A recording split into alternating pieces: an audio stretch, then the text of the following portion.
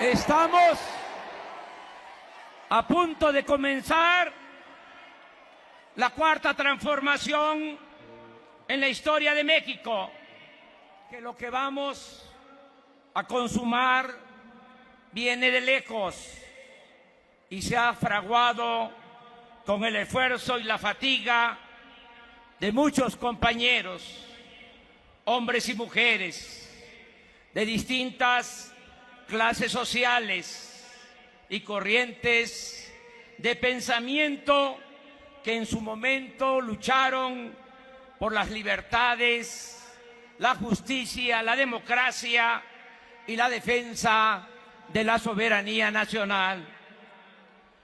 Recordamos con admiración y respeto a quienes han participado a lo largo de los años en movimientos sociales y políticos. Recordamos a campesinos, obreros, estudiantes, maestros, médicos, ferrocarrileros, defensores de derechos humanos y de otras causas. Aquí destaco la participación de los jóvenes del 68.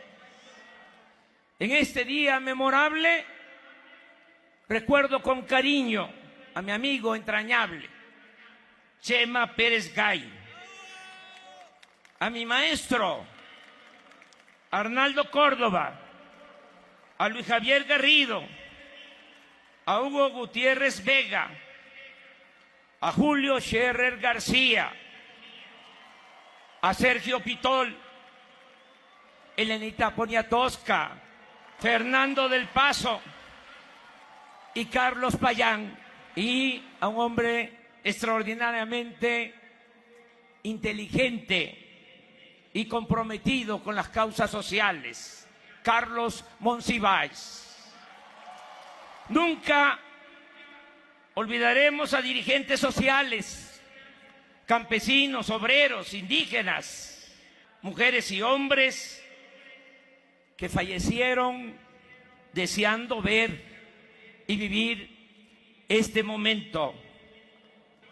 Los frutos que ahora comenzarán a recogerse vienen también de la siembra de ideas, del trabajo, de la perseverancia de dirigentes políticos de todos los niveles y de todas las regiones de México, de millones de voluntarios, de brigadistas que visitan casa por casa repartiendo desde hace años el periódico Regeneración.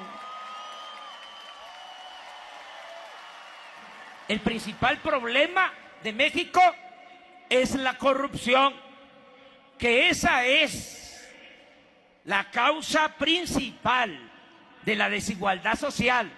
Vamos a acabar con la corrupción y aplicar las premisas de que solo el pueblo puede salvar al pueblo y que solo el pueblo unido y organizado puede salvar a la nación.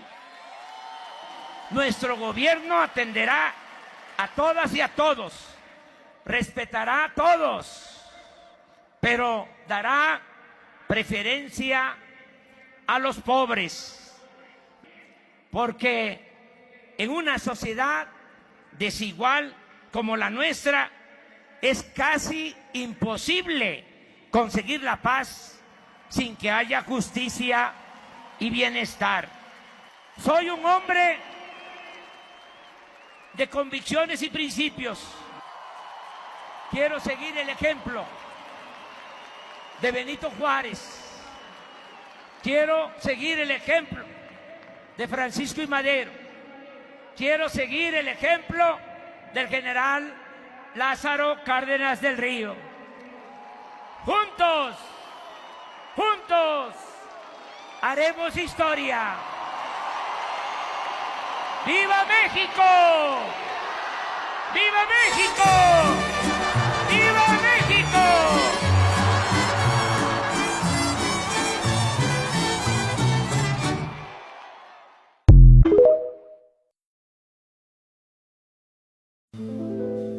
recuerdo, pero no he dado ninguna entrevista. Bueno, sí, tengo un compromiso de una. No, acabo de dar una entrevista ayer. Y sí, Jennifer, tú ya me dejaste como un limón espremido. Presidente, muchas gracias por esta oportunidad. Usted ha manifestado en muchísimas ocasiones que cuando se acabe el sexenio dejará la presidencia, dejará la política, ni cargos, ni conferencias, ni siquiera redes. ¿Qué planes tiene y cómo ve la jubilación? Bueno, ya estoy cerrando un ciclo. Me faltan 7 meses y días para dejar la presidencia. Soy partidario de la no reelección. También estoy contento porque cierro un ciclo. Hemos logrado entre todos desde abajo una transformación en el país. Hay resultados, está bien el relevo generacional, nos va a ir bien.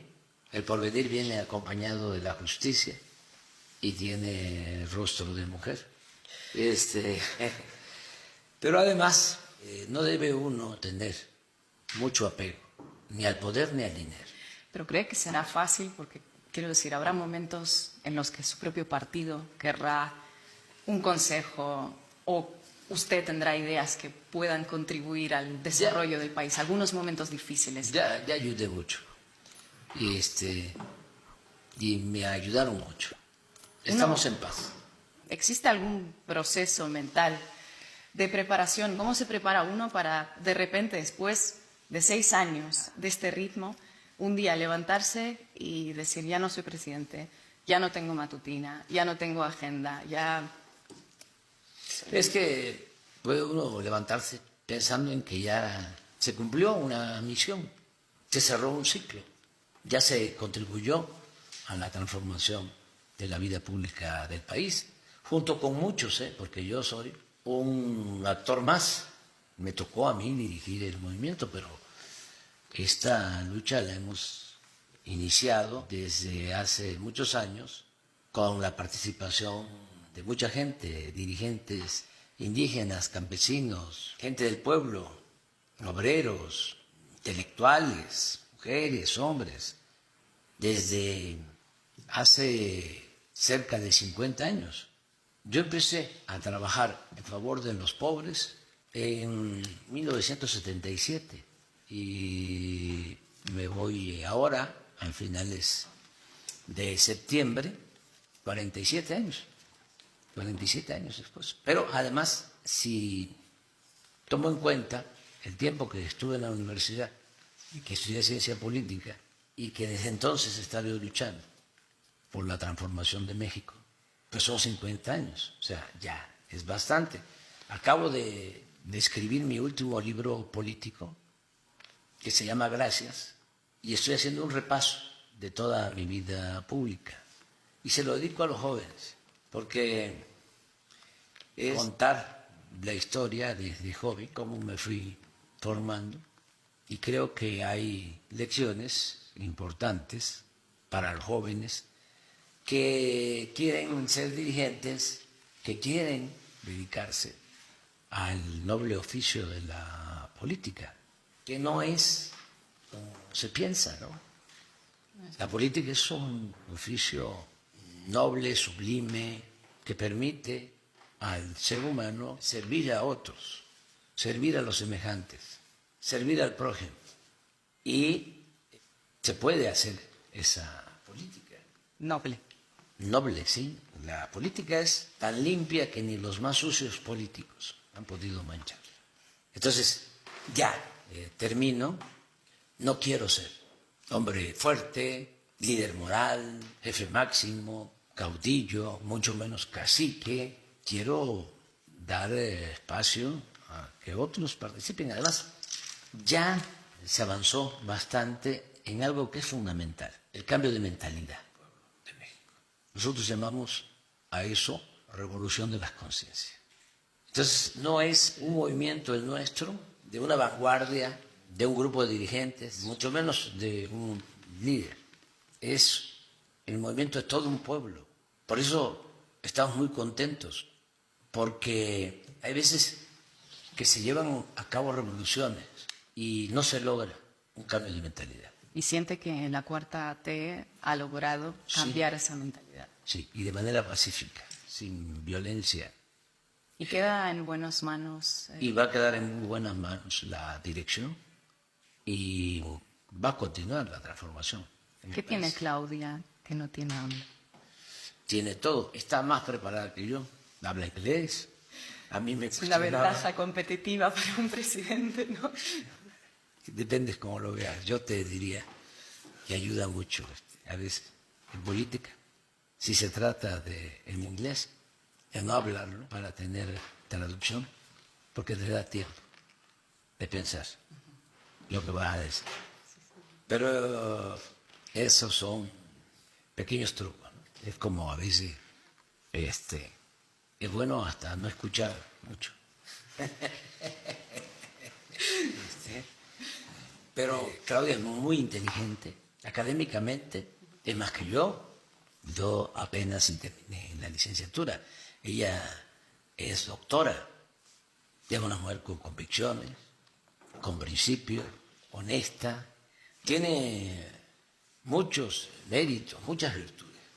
Otra pregunta que le quería hacer es si teme por el rumbo que puede tomar Morena, si se va un poquito a otro lugar, porque un movimiento tan amplio puede acoger algunos sectores más al centro derecha.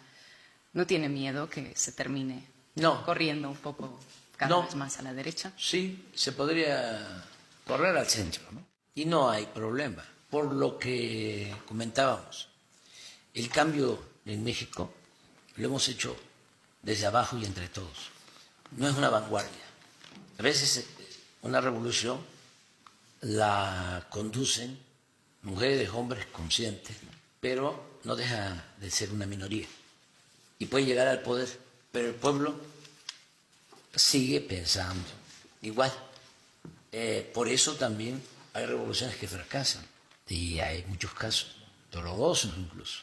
¿Alguna revolución en Latinoamérica que haya fracasado? Por ejemplo, los que han fracasado, pero eso no lo puedo decir, porque sí se han traicionado al pueblo, porque no hubo ese cambio. Cuando el pueblo se empodera, cuando hay ese cambio de mentalidad, cambia todo. Es lo más difícil de lograr, pero también es lo más importante, porque entonces se tiene que mandar obedeciendo, y el pueblo pone y el pueblo quita. Eso es... ¿Se mandó obedeciendo? Sí. ¿Siente que...? Sí. No, las enseñanzas principales de lo que se está haciendo, de lo que se está llevando a la práctica, independientemente de lo teórico, vienen de recoger los sentimientos de la gente. Te puedo hablar de dos cosas. Un día estaba yo, al final de un meeting, en San Quintín, Baja California, que es una región de migrantes. Y un maestro migrante poblano, grande, me buscó después del acto y me encara y me dice, vamos a ganar. Esto es la última elección. Pero recuerde que así como el presidente Juárez separó a la Iglesia del Estado, porque a Dios lo que es de Dios y al César lo que es del César, así en México lo que se necesita ahora es separar el poder económico del poder político y que el gobierno represente a todos, a ricos y a pobres, de todas las religiones, a los no creyentes, de todos los géneros. Eso es lo que queremos, esa es la transformación y eso es lo que estamos haciendo. Otro me dijo, vamos a ganar y estamos seguros que va a querer ayudarnos, pero no nos mande el apoyo a través de nadie, procure que nos llegue directo. Y eso es lo que estamos haciendo. Tú sabes que todos los apoyos del gobierno al pueblo, que son muchos, como nunca, México tiene 35 millones de familias, 35 millones, y están recibiendo apoyo de manera directa 32 millones. Y los 3 millones de familias que no reciben de manera directa apoyo del presupuesto son atendidos también. porque como hay crecimiento económico, hay empleo, se fortalece el mercado interno, se apoyan los comerciantes, se apoyan los empresarios. Me da pena, pero al mismo tiempo tengo manera de justificarlo, porque en el tiempo que llevamos nosotros es cuando más han ganado los bancos. Tú estás ahora en España. Santander y BBVA. Pero este año, ¿qué pasó? Ganancia récord, ¿no? Sí, el que mencionaste primero. Santander. No, BBVA. BBU. Tiene una utilidad en 2023 de 100.000 millones de pesos. Y Santander debe andar como 40, 50.000 millones. O sea, dos bancos españoles obtienen como el 65% de todas las utilidades de los bancos que operan en México. Eso es récord, ¿eh? Nunca en la historia. ¿Qué me justifica?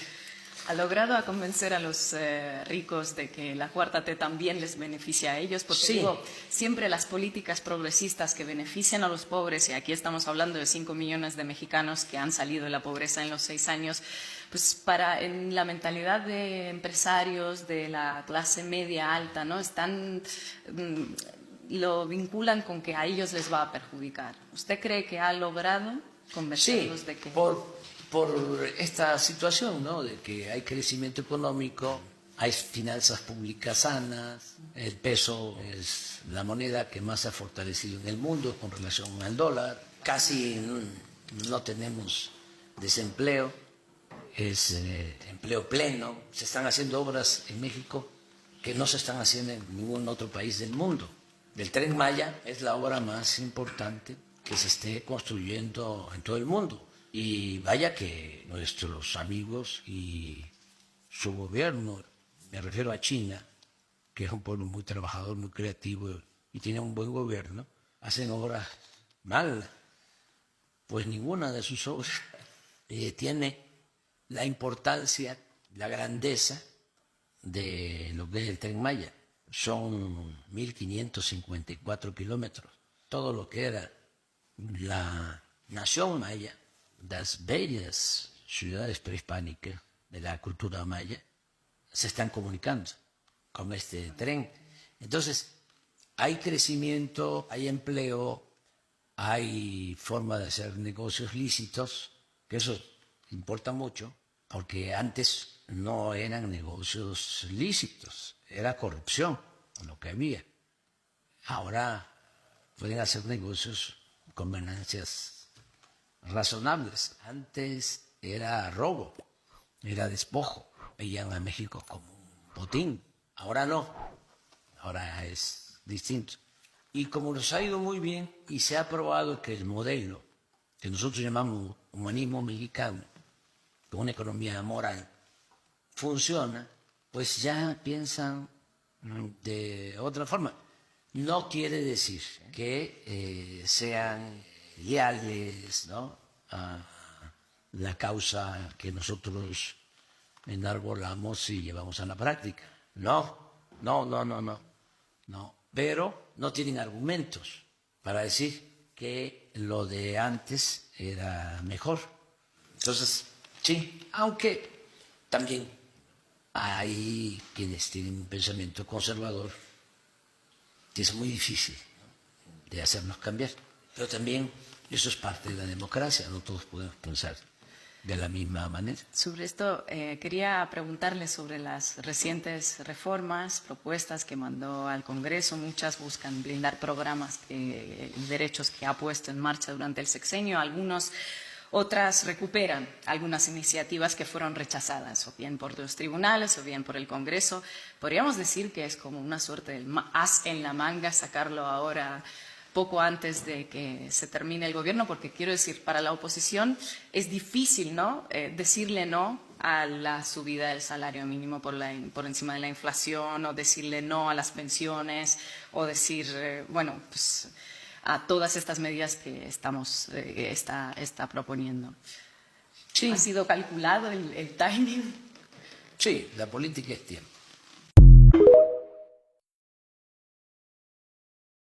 política, es tiempo de tener otras cosas. Pero es el momento también de recuperar lo que perdió la Constitución del 17. La primera revolución social del siglo XX fue la Revolución Mexicana. Y la Constitución de 1917 es de las más avanzadas del mundo. O sea, reivindica el derecho de los campesinos a la tierra, las jornadas laborales de 8 horas, el salario mínimo, prestaciones que no existían durante el porfiriato que llevó a la revolución. Entonces, con el paso del tiempo, esas reivindicaciones que fueron fruto de un movimiento que causó la vida a 1 millón de mexicanos, se fueron perdiendo relevancia, incluso se fueron cancelando el derecho a la tierra, ¿sí?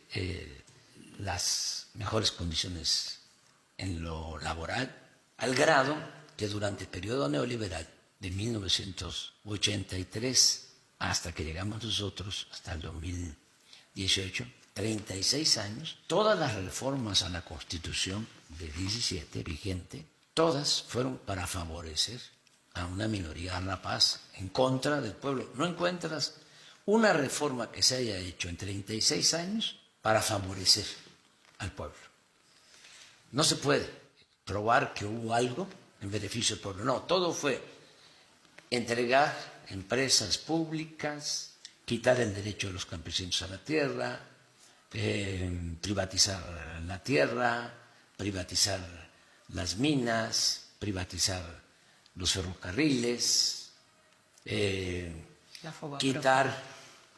quitar el derecho a pensiones justas a los trabajadores.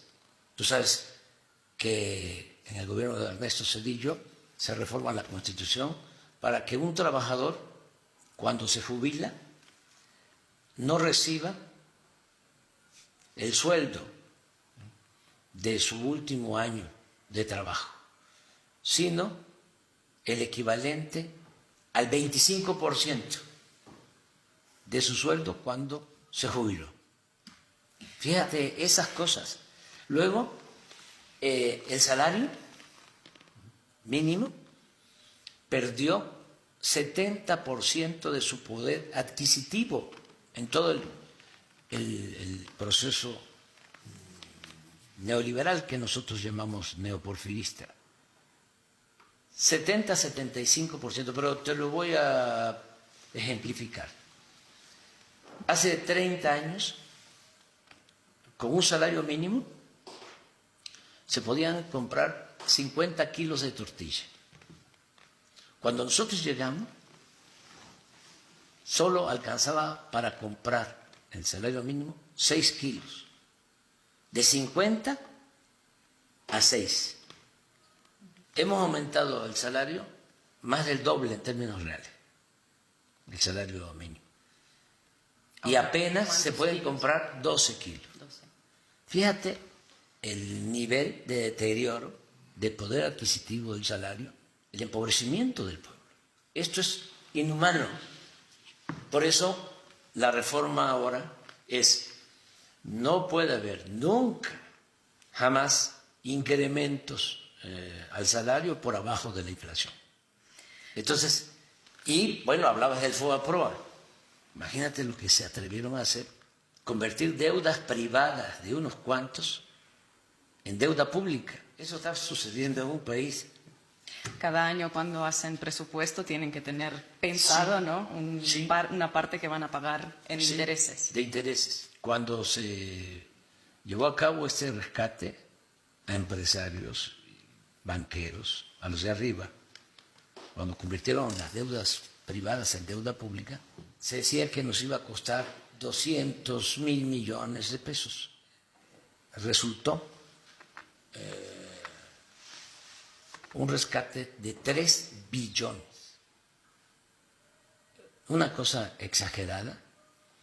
Y ese era el modelo en lo económico: ayudar a los de arriba, porque tenían engañados a muchos de que si llovía fuerte arriba, goteaba abajo, como si la riqueza fuese permeable o contagiosa, como también tenían engañado a muchos de que no aumentaban el salario, porque si aumentaban el salario, iba a aumentar la inflación. Otro mito, otra mentira, otro sofisma, y así muchas cosas. Entonces, ya no es esa política la que se aplica en México. Ahora es todo de abajo hacia arriba, y hay un dicho popular, campesino, choco, jarocho, según el cual cuando la milpa se da bien, alcanza hasta para el pájaro. Es decir, alcanza a todos. Por eso, hasta los banqueros están obteniendo utilidades. Usted recupera también la reforma electoral, que los miembros del Poder Judicial sean elegidos por la ciudadanía o que no puedan cobrar más que el presidente. ¿Cuál ha sido la relación con estos poderes a lo largo del sexenio? Ha sido bastante tirante porque el Poder Judicial, y no solo en México, es un fenómeno de América Latina y de Europa, está muy sometido a las oligarquías. Se está al servicio del poder económico. Entonces, los jueces, los magistrados, los ministros no se preocupan por impartir justicia, no les importa el pueblo, están al servicio de los que se creen dueños de los países, al servicio del poder económico. Entonces eso sucede aquí. Como ganamos la presidencia, es el Poder Ejecutivo. Pero el PRI y el PAN, que son lo mismo, que es un bloque conservador, desde hace mucho tiempo empezaron a apoderarse del Poder Judicial. Fue parte de un acuerdo. Al principio querían engañar con la llamada alternancia. No sé. Ahora van juntos, ¿no? Sí, ya ahora ya se quitaron las máscaras y van juntos. Ahora se descubren que son lo que decíamos nosotros antes, ¿no? El PRIAN. Pero cuando empieza esta asociación, esta fusión, el PRI comienza a darle concesiones al PAN y prácticamente le concesiona todo el Poder Judicial. Entonces, ya también puedes imaginarte la concepción conservadora de abogados que están de jueces, de magistrados, de ministros. Además de que son muy corruptos, porque no es nada más el conservadurismo. Sí, les gusta mucho el dinero. Y presumen, ¿no?, de ser gentes de bien, porque la verdadera doctrina de la derecha es la hipocresía. Entonces, se llegó a que el procurador de justicia, en la época de Salinas y de Zedillo sobre todo, era del PAN. Entonces ahora que estamos llevando a cabo cambios, nos declaran inconstitucional cualquier reforma aprobada por las dos cámaras del Congreso, por la Cámara de Diputados y por la Cámara de Senadores. Entonces, extralimitándose, se sitúan como el supremo poder conservador. Acaban de cancelar la ley eléctrica aprobada en la Cámara de Diputados y en la Cámara de Senadores. ¿Cómo evalúa? ¿Por qué lo hacen? Porque están al servicio de las empresas extranjeras que empezaron a conquistar, a acaparar el mercado eléctrico. Y como estamos recuperando la industria eléctrica en beneficio de los consumidores, porque las empresas particulares extranjeras dedicadas a la electricidad cobran lo que quieren, no les importa el consumidor, Aquí se hicieron reformas para favorecerlas, cuyo resultado es que un centro comercial o una cadena de comercios como Oxxo, por ejemplo, tú vas a un Oxxo y está alumbrado día y noche. ¿Sí? Entonces tiene subsidio. ¿Sí? Y pagan menos que lo que paga un usuario doméstico. Entonces, como queremos, ¿sí?, resolver eso, y se trata de intereses, pues tienen las empresas control de jueces, de magistrados, de ministros. Por eso, la propuesta que estamos haciendo es que los jueces, los magistrados, los ministros, los elige el pueblo, que no sea la cúpula del poder. Todo les gusta. Porque la única forma de reformar el poder judicial es como el método democrático. Presidente, usted vive aquí, en el Palacio Nacional, donde estamos, porque Benito Juárez vivió y Sí. murió aquí. Le quería preguntar, primero, bueno, sé que hay una silla presidencial que dicen que está embrujada. Sí, es esa. ¿Cuál es? Es esa. Pero ya usted ya no no le es ayuda esa. normal, ¿no? Ya no es esa la que... Pero usted se sienta ahí, ¿no? Sí, la más que la mandé a Pues no limpiar. está tan embrujada. Ah, la mandó a limpiar. Ah, sí, sí. Yo tengo amigos científicos. Amigo científico que, Sí, que hizo que... que saben de limpias. Ajá. Así. Pero Se limpiar de le malos espíritus. llama, sí, coloquialmente, aunque yo soy místico, creo que no todo tiene que ver con lo racional. Entonces, se le llama coloquialmente brujos. Brujos. Sí. Entonces, que hay brujos buenos y hay brujos malos. Cuando este salón fue tomado por Villa y por Zapata en la Revolución, hubo aquí una comida de los revolucionarios. Es un hecho histórico bellísimo, es un momento estelar en la historia de México. Entonces, se tienen que sentar en la silla, porque en el imaginario colectivo, en México, yo creo que también en otras partes, sobre todo en México, la silla es el poder. La silla es el poder. A mí me decían cuando nos hacían fraude, vamos por el palacio y te vamos a sentar en la silla. Nosotros te vamos a sentar en la silla. Y cuando está Zapata y está Villa y están los revolucionarios, Zapata no quiso sentarse en la silla porque sostuvo que estaba embrujada la silla. Villa sí se sentó. Es una foto que hay que es histórica. Zapata está a su lado, pero no en la silla presidencial. No es esta exactamente, porque la tenemos abajo del museo. Ah. Pero sí es la silla presidencial. Aquí estamos en el despacho presidencial. Es Madero, que es para nosotros el apóstol de la democracia. Ahí lo detienen aquí, en este salón de junto. Allí incluso hay todavía una cómoda con unos balazos. Aquí lo detienen y lo bajan en el elevador a lo que era la intendencia del palacio. Lo tienen 4 o 5 días.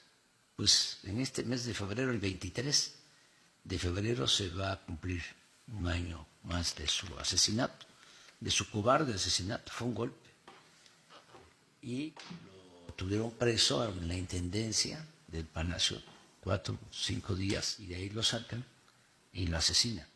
En lo que es Lecumberri. Asesinan al presidente y al vicepresidente de México. Nosotros esa intendencia ya la convertimos en un museo histórico y se le llama la intendencia de la traición. Más adelante le voy a preguntar más sobre Madero, pero ahora quería hablar de Benito Juárez. Usted Aquí siempre... está. Ahí está, ¿no?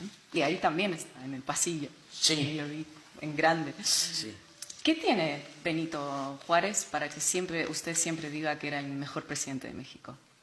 No, pues, mira, enfrenta a los conservadores de su época, que estaban respaldados no solo por hacendados, sino por la Iglesia Católica, para ser más justos y rigurosos, por el clero, porque es distinto, porque Juárez era anticlerical, pero no antirreligioso. Eso es interesante. Pero el clero lo era todo en México, eran los dueños de las tierras, de todos los bienes, en un país muy católico. Sigue siendo México, yo creo que el país más católico del mundo. En el último censo, como 86% católico. Entonces, los conservadores se apoyan en el clero apoya a los conservadores. Cuando Juárez propone reformas, la separación del poder eclesiástico del civil, del poder público, era una utopía, un sueño, lograr eso. Pero Juárez era un hombre con ideales y además, entre otras virtudes, era un hombre perseverante, que nunca perdía pues, la fe en la causa que defendía. Un necio en la defensa de las causas populares. Entonces, él logra, en plena guerra de reforma, de liberales y conservadores, logra que se aprueben las leyes de reforma para separar al poder clerical del poder civil. Y lo logra porque, entre otras cosas, pone al mercado las tierras del clero y despierta el interés de propietarios, de latifundistas, y así, por ambicionar las tierras del clero, muchos conservadores se vuelven liberales y se apoya con esa base. Eso fue muy importante, pero fue una estrategia política magistral. Y de esa manera se logra el milagro, ¿no?, de la separación. Eso no pasa en ningún país del mundo. O sea, México es precursor en esa reforma. Entonces, eso lo logra Juárez. Pero no conformes los conservadores, van a Europa y traen a un príncipe, que estuvo también aquí, Maximiliano, porque este palacio fue virreinal, tiene 500 años, estuvieron los virreyes. Y nunca un rey de España vino a México, nunca, en 3 siglos, se molestó en venir a México. Entonces eran virreyes. Entonces, 3 siglos de dominación colonial. Y luego la invasión europea, cuando Juárez, que quieren los conservadores, van a buscar y ofrecen que México iba a ser un imperio y le otorgan el poder imperial a Maximiliano. Entonces Juárez no se rinde, nos invaden 30.000 soldados franceses en ese entonces. Y el pueblo de México resiste y Juárez lo mismo, inicia un peregrinar hacia el norte. Y viene otra cosa también importante, porque además de la resistencia de los pueblos hay circunstancias, ¿no? En Estados Unidos acababa de triunfar Abraham Lincoln y Lincoln no reconoció a Maximiliano y entonces mantuvo relaciones con Juárez. Y en ese entonces también ya estaba la doctrina Monroe de América para los americanos, en el sentido de que toda América debía estar bajo el dominio de Estados Unidos. Y ya era como el espacio vital de los estadounidenses, toda América, y no querían ya, así como también contribuyeron a la independencia de Cuba para que salieran los españoles, así también no vieron con buenos ojos que llegaran los franceses, entonces también ayudaron, pero desde luego no se le puede quitar el mérito al actor más importante, que fue el pueblo de México, que resistió esa invasión, y el dirigente, a Benito Juárez. La época de Benito Juárez fue, como dice usted, como un tiempo, ¿no?, de la lucha entre el pensamiento conservador y el pensamiento liberal. ¿Cuál es la lucha de hoy? Igual. ¿No ha Es cambiado que, nada desde entonces? No, sí, cómo no. Sí, pero el pensamiento conservador, los grupos conservadores siempre han estado en activo en el país y en el mundo.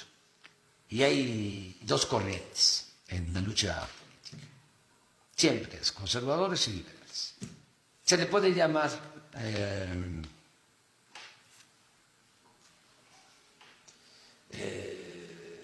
monárquicos, en el caso de México, realistas o independentistas, liberales, conservadores, reeleccionistas, antireeleccionistas cuando la revolución, izquierda, derecha, socialistas, capitalistas, neoliberalismo, populismo. Pero la esencia, el tronco, es liberal, conservador. Y eso siempre ha existido, ¿sí?, con matices. Cuando a mí me tocó definir cómo podía yo llamar a nuestros adversarios, en vez de decir derecha, decidí por conservadores. Y puede parecer, ¿no?, fuera de época, pero no, son conservadores. Porque quieren mantener el statu quo, quieren mantener el régimen de opresión, de injusticias, de privilegios, quieren mantener el régimen de corrupción, quieren mantener el clasismo, el racismo. Todo eso es conservador. Entonces, nosotros queremos transformar, y eso tiene que ver más con las libertades, en la amplia extensión de la palabra, del término, ¿no? Quería hablar sobre, volviendo un poco a Francisco Madero también, y bueno, quería hablar de la prensa y la relación con la prensa. Usted ha dicho que desde precisamente tiempos de la presidencia de Francisco Madero, la prensa no se ha obstinado tanto en atacar a un gobierno. Bueno, usted ha pasado por unas campañas, desde el desafuero hasta las campañas de 2006, en 2012, yo ya me acuerdo, en 2018, la Operación Berlín, muchísimas, ¿no?, manipulaciones mediáticas. ¿Cómo lo ha sentido usted a lo largo de estos 6 años y a lo largo también de su carrera política, esos ataques de la prensa? Pues se padece mucho, porque el conservadurismo o la derecha en México y en el mundo se apoyan mucho en lo mediático, y eso es fundamental, y eso hay que combatirlo, porque sigue vigente la máxima de Goebbels, el ministro de propaganda de Hitler, que una mentira que se repite muchas veces puede convertirse en verdad. Y es lo que usan los dueños de los medios, que yo ya no les llamo de comunicación, sino de manipulación. La mayoría de los medios. Hay honrosas excepciones, en México y en el extranjero, porque no es un asunto de México. Nos acaba de pasar algo, por ejemplo. Sobre eso le iba a preguntar. Sí. Las informaciones que salen sobre supuesto financiamiento narco en la campaña de 2006. Sí. Vino un periodista famosísimo, premiado en Estados Unidos, del New York Times. Imagínate, New York Times. Que no deja de ser un pasquín al servicio, ¿no?, de grupos de intereses creados. Este señor, premiado 2 veces, ¿cómo se llama el premio? Pulitzer. El más importante. El más importante, sí. Okay. Bueno, pues este señor viene y hace un reportaje que pone en cabeza, con signos de interrogación, recibió el presidente López Obrador apoyo del narco en el 2006, con signos de interrogación. Fíjate lo mañoso, lo tramposo. ¿Qué periodista serio puede hacer eso? Muchas gracias. No, pero no un periodista serio. Bueno, es que es serio, parte, ¿no?, de la decadencia, ¿sí?, del noble oficio del periodismo. periodistas que salieron a decir y avalar estas informaciones tienen prestigio y sí, y porque son considerados serios. Porque Esa es la pregunta no, también. porque cómo no, si van a tener prestigio, si le sirven mucho a la oligarquía, ¿sí? A los que se creen los dueños del mundo. Son empleados, al final de cuentas mercenarios. Ese señor, con esos premios, actuó como un mercenario. Tú eres periodista, dime, ¿qué interés puede tener si ya fuiste premiada? Ojalá y nunca te den ese premio. No me lo van a dar. No creo. Sí, si ya fuiste premiada, ¿a qué vienes cuando van a haber elecciones en México? ¿Sí? Es decir, se abrió una investigación, ¿sí?, en el 2006 porque supuestamente el grupo de Sinaloa, la delincuencia organizada, le entregó a agentes, a personas cercanas a López Obrador, $2 millones para la campaña. Y esa es su nota. Y entre preguntas también. sí, Incondicional. sí, y entonces que sí hacen la investigación, pero que luego llegan a la conclusión de que no hay pruebas. Bueno, y si no hay pruebas, ¿sí?, y tú mismo estás diciendo de que no tienes pruebas, ¿por qué publicaste? O sea, ¿de parte de quién? ¿Y de parte de quién? Pues de oligarcas, conservadores y de posiblemente gente de la DEA. Porque antes las organizaciones del gobierno de Estados Unidos entraban y salían por México y hacían lo que querían, no respetaban nuestra soberanía.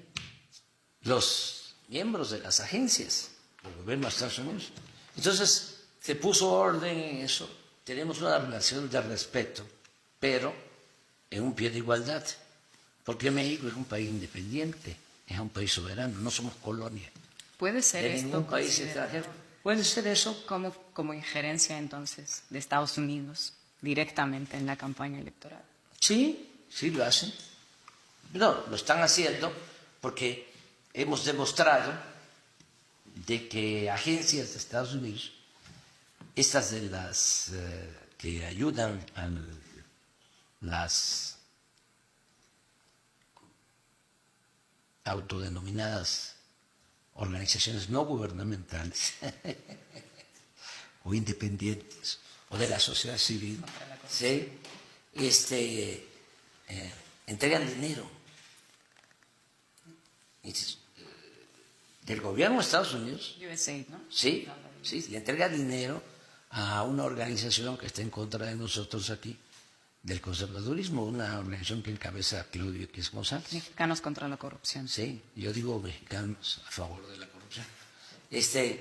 Entonces, sí son muy injerencistas, es una manía, pero hemos podido poner orden y demostrar